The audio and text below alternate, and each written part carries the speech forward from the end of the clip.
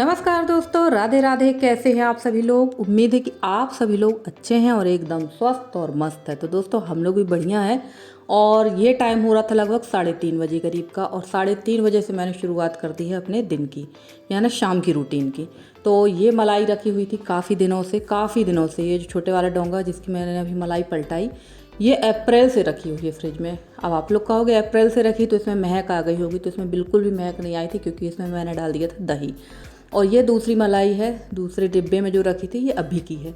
तो चलिए इसको निकाल ही लेते हैं। और इस समय जो दूध है ना, जो मेरी जेठानी जी के यहाँ से आ रहा है, अब वो शायद भैंस का नहीं आ रहा, गाय का आ रहा है। तो मलाई बिल्कुल भी नहीं पड़ रही, बहुत थोड़ी थोड़ी मलाई हो रही है।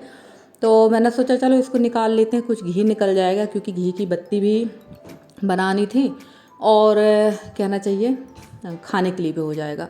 तो चलिए यहाँ पर मैंने लगभग 2 मिनट इसको, जितनी देर ये वीडियो शूट हुआ है 2 मिनट में, 2 से ढाई मिनट के अंदर मलाई निकल गई थी, जबकि भरी दोपहर थी। उसका कारण ये था कि मैंने ना सबसे पहले फ्रिज से मलाई निकाल के बाहर उसका टेम्परेचर डाउन कर लिया, और जैसे ही मैंने इसको घोटा तो ये थोड़ी थोड़ी तो आ गई थी। और इसके बाद मैंने डाल दिया इसमें बर्फ़ वाला ठंडा पानी, तो ये बहुत अच्छे से आसानी से आ जाती है। और काफ़ी लोग ना मिक्सी में भी निकाल लेते हैं, हाथ से भी निकाल लेते हैं, सबका अपना अपना तरीका है। मुझे तो यही तरीका सरल लगता है, तो मैं ऐसे ही निकाल लेती हूँ। तो चलिए शुरुआत हमारे दिन की हो चुकी है, शाम की शुरुआत हो चुकी है। और अभी तो दिन काफ़ी बड़े हो रहे हैं, धूप भी है और काफ़ी जगह पानी गिरने भी लगा है। हमारे यहाँ पानी बिल्कुल भी ना के बराबर है, धूप बहुत तप रही है। पर यह है थोड़ी सी राहत है गर्मी में। शाम टाइम जैसे अभी छत में कली में जाकर बैठी थी शाम को, रात को, तो ठंड लग रही थी, चादर ओढ़ना पड़ रहा था। दिन में बहुत ज़्यादा गर्मी थी, क्योंकि कल का जो मौसम था टेम्परेचर वो डाउन था शाम टाइम से। और बादल बहुत हो रहे हैं, पर पानी कब से गिरेगा कोई उम्मीद नहीं है। तो चलिए यहाँ पर मैंने पहले छोटी कढ़ाई निकाली थी कि छोटी कढ़ाई में आ जाएगा शायद मक्खन।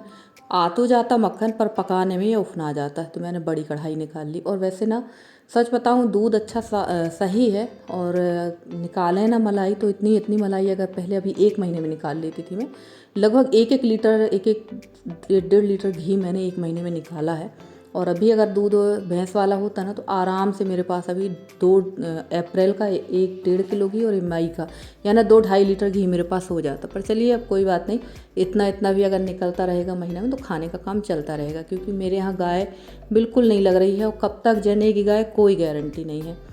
तो अभी तो ख़रीद के ही खाना है। और ना अब मेरा मन भी नहीं हो रहा है कि मैं गाय वगैरह लूँ, क्योंकि धीरे ना बॉडी अब जवाब देने लगी, और अब शरीर चाह रहा है आराम, क्योंकि पूरे टाइम आपकी शारीरिक क्षमता एक सी नहीं रहती है। तो चलिए यहाँ ये मिट्टी का बर्तन था, मेरे हाथ में मक्खन लगा हुआ, तो मैंने इसमें घिस दिया। पहले के समय में जब हमारी दादी लोग थी ना, तो मैंने देखा है, वो समय भी देखा है कि पहले इतने बर्तन नहीं होते थे पर्याप्त। और पहले के जो बुजुर्ग लोग थे ना, वो एलुमिनियम के बर्तन में खाना नहीं बनाते थे। आप लोगों ने भी देखा होगा कि एलुमिनियम के बर्तन बहुत ना के बराबर होते थे घर पे। पहले कांसे, पीतल, यही बर्तन ज़्यादा चलते थे। तो वो बर्तन रहते थे, और मिट्टी के मतलब जो हांडी होती थी उसमें पकाया जाता था घी।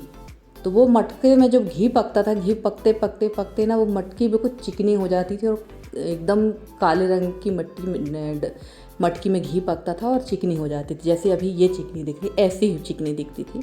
तो अब पहले में और अब में बहुत अंतर हो गया। अब तो सारे बर्तन आपके पास एल्यूमिनियम के हैं। पहले लोगों ने कांसे, पीतल के जो बर्तन थे ना बीच में, उनको सबको बदल के लोगों ने स्टील और एल्यूमिनियम ले ली। पर अब ना फिर से प्रचलन आ गया पूरा पीतल और कांसे के बर्तनों को। अब फिर लोग वही बर्तन ले रहे हैं जिनको हमने कौड़ियों के भाव बेचा, अब सोने के दाम पे हम वही बर्तन ले रहे हैं।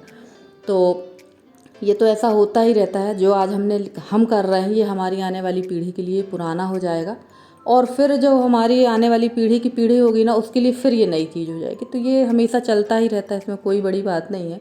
हमारे लिए उनकी चीज़ें पुरानी थी, और हमारी चीज़ें हमारे बच्चों के लिए पुरानी हो जाएगी। वैसे मैं कोशिश ये करती हूँ कि कोई भी पुरानी चीज़ों को ज़्यादा फेंका फाकी नहीं करती हूँ, बहुत हिफाजत से रखने की कोशिश करती हूँ। और बहुत हद तक मैं ज़मीन से जुड़ी हुई हूँ, मैं ऐसे हवाई नहीं चलती हूँ। और हाँ, थोड़ा सा स्वभाव मेरा ऐसा है कि मैं गलत चीज़ सहन नहीं करती हूँ, गलत बात मुझसे सहन नहीं होती, वो चीज़ मैं बिल्कुल दिमाग में बैठा लेती हूँ। इस मामले में मैं अपने पापा के स्वभाव पे हूँ।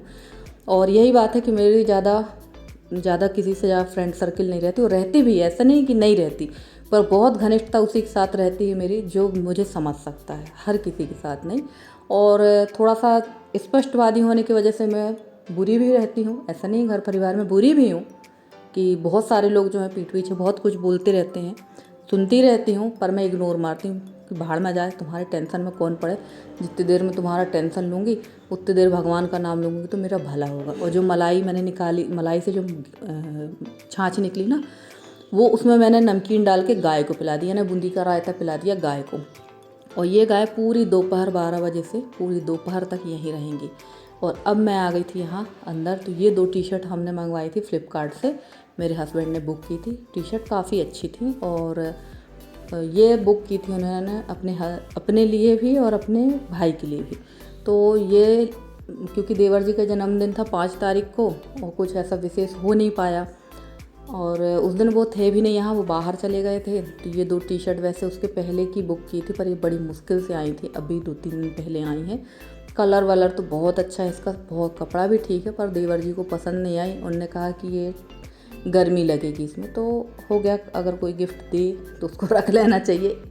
अब उनको पसंद नहीं आई तो कोई बात नहीं, फिर ये अब रिटर्न में नहीं डालेंगे क्योंकि 1 हफ्ते से ज़्यादा हो जाएगा 2-3 दिन में। तो मैंने रख ली हैं, वापस नहीं करेंगे, देखेंगे या तो अपने भाई को दे दूँगी या हस्बैंड ही पहन लेंगे। वैसे हस्बैंड को बड़ी पड़ेंगी साइज में ये। और मेरे पेटीकोटों का ये हाल हो चुका है, बद से बदतर हो गए हैं। तो मैंने भी मंगाए हैं 5 पेटीकोट और 545 में ये 5 पेटीकोट आए हैं। ये देखिए, हैं तो कॉटन के ही, सेमी मतलब पेवर कॉटन नहीं कह सकते इसको, और ये भी नहीं कह सकते कि पेवर टेरिकॉट है या दूसरा कपड़ा है, पॉलिस्टर है, ये भी नहीं कह सकते, मिक्स में है, पर अच्छा है। यानी अभी ठंड और बरसात का काम चल जाएगा। वैसे मेरे पेटीकोट जो है आराम से 2-1.5-2 साल चलते हैं। तो ठीक है, अभी बरसात में और ठंड में तो लगेंगे। और ये सारे मैंने ना मैचिंग के मंगाए हैं, क्योंकि अभी जो मुझे साड़ियाँ निकालना है ना, उनके पेटीकोट अगर मैं जो मेरे पास रखे वो अगर मैं निकाल लेती तो फिर आने जाने वाली साड़ियों की मैचिंग ख़राब हो जाती। तो ये मुझे बहुत अच्छे लगे। 545 ऑनलाइन मैंने मीशो से मंगाया, बहुत अच्छे लगे ये। बस थोड़ा सा उतनी बेस्ट क्वालिटी नहीं कह सकते कि जो हमें कहना चाहिए मार्केट से लेते हैं 130, 135 या 120 में, उससे उतनी क्वालिटी नहीं है। अब 100 रुपये में और थोड़ा सा इसमें तो अंतर, हाँ ये कह सकते हैं कि साल भर आराम से चल जाएगा। तो भाई अब 110 रुपये में आप क्या चाहते हैं? 100 रुपये तो जबलपुर का किराया भी नहीं है, अब तो किराया भी बढ़ गया। तो चलिए, यहाँ मैंने टाइम देखा, वैसे तो मुझे जाना था अपने पुराने वाले घर पे, पर मैंने देखा कि टाइम जो हुआ है वो 4:15 का, धूप बहुत तेज़ थी, आपने देखा ही।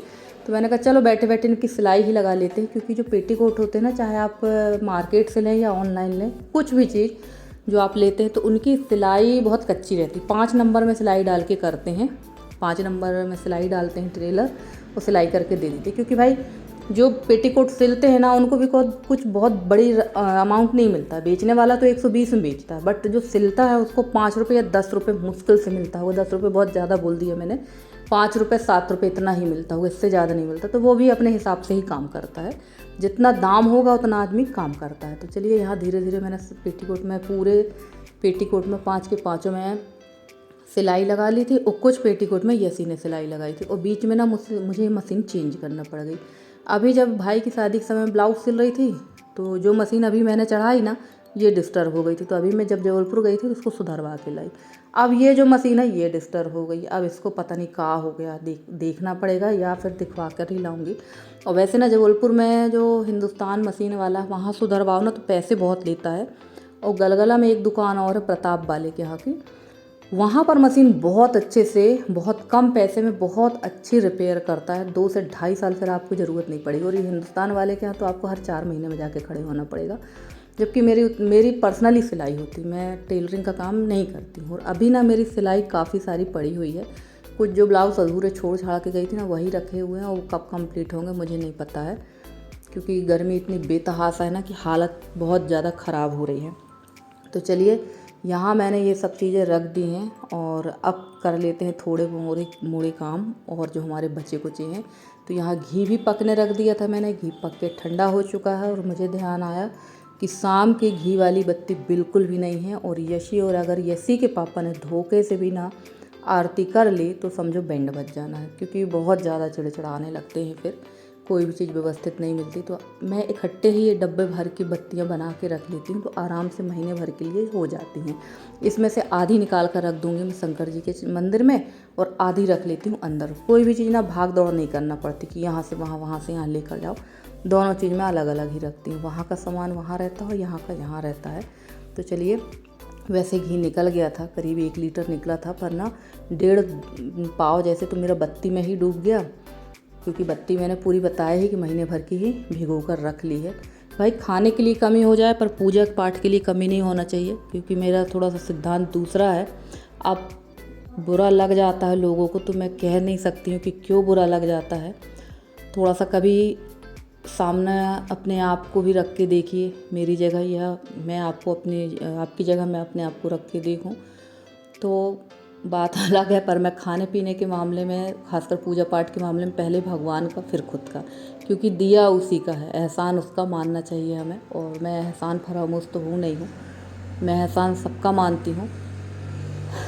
खैर छोड़िए, अब आप लोग कहेंगे क्या बात हो रही, तो मैं ये बातें नहीं कर रही हूँ, ना मैं किसी को कोई बातें सुनाती हूँ। जनरली मैं अपने बारे में बताती हूँ कि यार मेरा नेचर थोड़ा सा वो दूसरा है।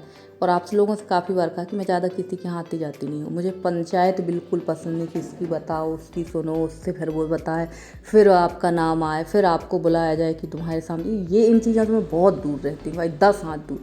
और यही वजह है कि मैं यूट्यूब में काम करती हूँ। यूट्यूब में काम करने का मकसद मेरा पैसा कमाना नहीं है, अपने आप को व्यस्त रखना है। पैसा जो मिलता है तो मिलता ही है, ऐसा नहीं कि नहीं मिलता है, 2-4 पैसे आ जाते हैं, ऐसी बात नहीं है।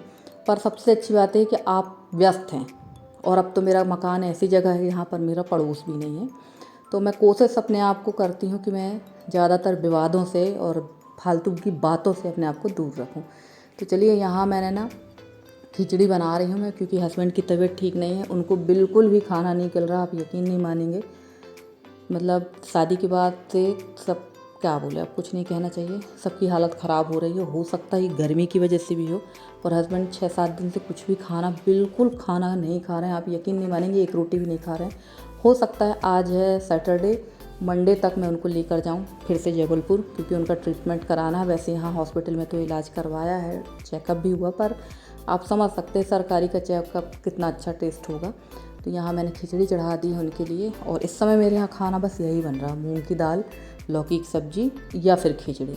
और पूरी गर्मी आपने देखा है कि मैंने तो सब्जी तक नहीं बनाई है, क्योंकि सब्जी में भी टेस्ट नहीं था। गर्मी इतनी भीषण थी कि आधी सब्जी तो खेतों में पक गई थी और आधी बची कुची अपन ने पका के खा ली, तो उसमें टेस्ट कहाँ से रहेगा। और मेरे हस्बैंड आए थे और वो गए हुए थे फ्रेश होने के लिए, और वहीं उनने जैसे ही बटन चालू किए तो शावर चालू हो गए, वो हो गए गीले। तो उनने कहा चलो मैं नहा ही लेता हूँ।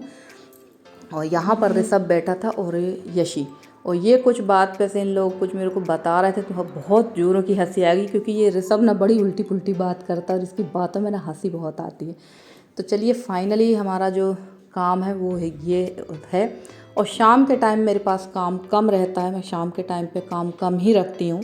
मैं कोशिश पूरी करती हूँ कि सुबह के सुबह ही सारा काम ख़त्म हो जाए। और अब यहाँ लगा देंगे ड्राई जीरा और मिर्ची हींग से तड़का खिचड़ी में, और दे देंगे थाली लगा के हस्बैंड को। और फ्रेंड्स, आज का ब्लॉग अगर अच्छा लगा हो तो प्लीज़ वीडियो को लाइक कर दीजिएगा। चैनल पे नए हैं तो चैनल को सब्सक्राइब करके अपना प्यारा सहयोग और स्नेह बनाए रखिए। मेरी पूरी कोशिश है कि आप लोगों के लिए ऐसे ही अच्छे से अच्छे ब्लॉग लेकर आती रहूं। तो चलिए, यहाँ थाली लग चुकी है और इसी के साथ हम लेते हैं आपसे विदा। मिलते हैं अगले ब्लॉग में, तब तक के लिए बाय बाय।